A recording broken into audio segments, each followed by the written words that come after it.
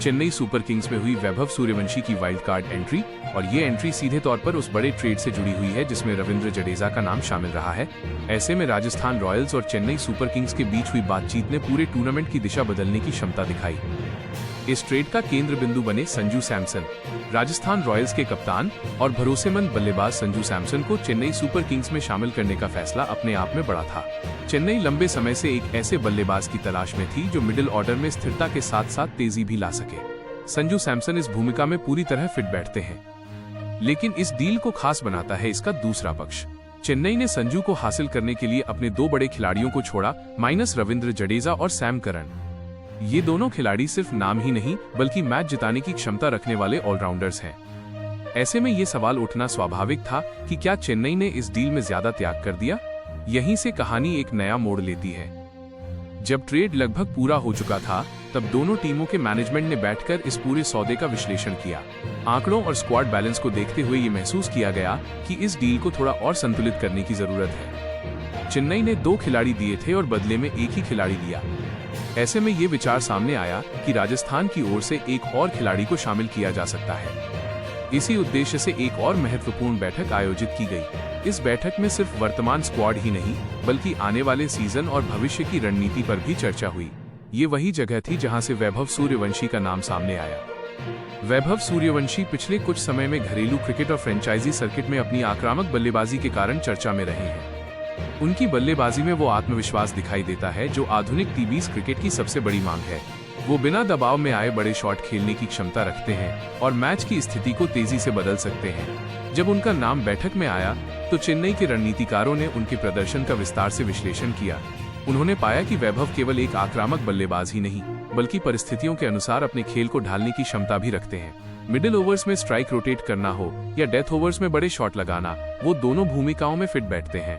Chennai super Kings की पहचान हमेशा से एक संतुलित और स्थिर टीम के रूप में रही है। चेन्नई सुपर किंग्स ने अपने इतिहास में कई बार ये दिखाया है कि वो केवल बड़े नामों पर निर्भर नहीं रहती बल्कि युवा प्रतिभाओं को भी अवसर देती है और उन्हें निखारती है।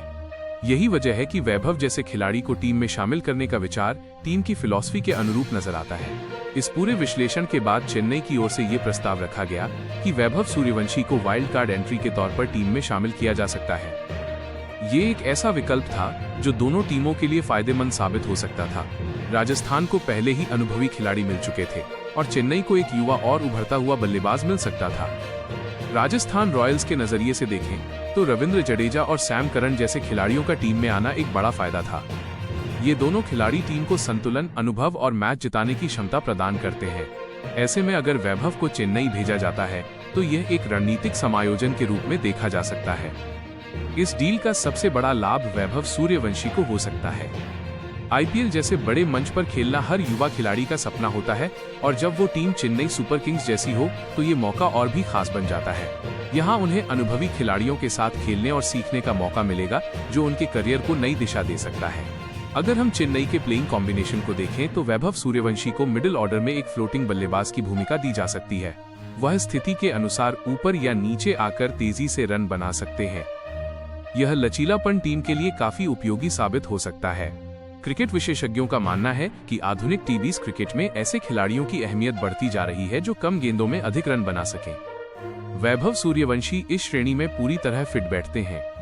अगर उन्हें सही मौके और मार्गदर्शन मिलता है तो वो टीम के लिए एक एक्स फैक्टर बन सकते हैं। फैंस के नजरिए से देखें तो ये खबर काफी उत्साहजनक है। सोशल मीडिया पर इस ट्रांसफर को लेकर लगातार चर्चाएं हो रही हैं।